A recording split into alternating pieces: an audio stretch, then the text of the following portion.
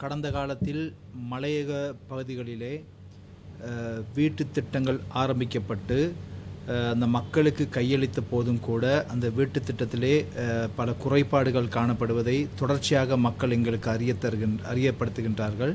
விசேடமாக சில பிரதேசங்களிலே அந்த மக்கள் அந்த வீடுகளிலே குடியேறிய போதும் கூட அந்த வீடு அந்த மக்களுடைய வசிப்பதற்கு உகந்த வீடுகளாக இல்லை என்று தற்பொழுது எமது அமைச்சுக்கு மக்கள் தொடர்ச்சியாக முறைப்பாடுகளை தெரிவித்து வருகிறார்கள்.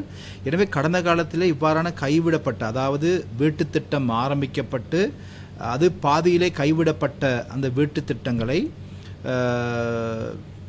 வீடுகளை கட்டி முடிப்பதற்காக தேசிய மக்கள் சக்தி அரசாங்கம், எங்களுடைய அரசாங்கம் வரவு செலவு திட்டத்திலே 2025ஆம் ஆண்டு கிட்டத்தட்ட 600 கோடி ரூபாவை நாங்கள் ஒதுக்கீடு செய்து அந்த வீடுகளை கட்டி கொடுப்பதற்கான ஏற்பாடுகளை நாங்கள் செய்து வருகிறோம். எனவே அதிகமான வீடுகள் அந்த பணிகள் நிறைவு பெற்றிருக்கின்றன.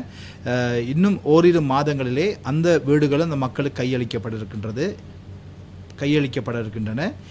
எனினும் இவ்வாறான மக்கள் முறைப்பாடு செய்கின்ற வீட்டு திட்டம் தொடர்பாக உடனடியாக விசாரணை செய்து அது தொடர்பாக நாங்கள் நடவடிக்கை எடுப்பதற்கு நாங்கள் தீர்மானித்திருக்கிறோம்.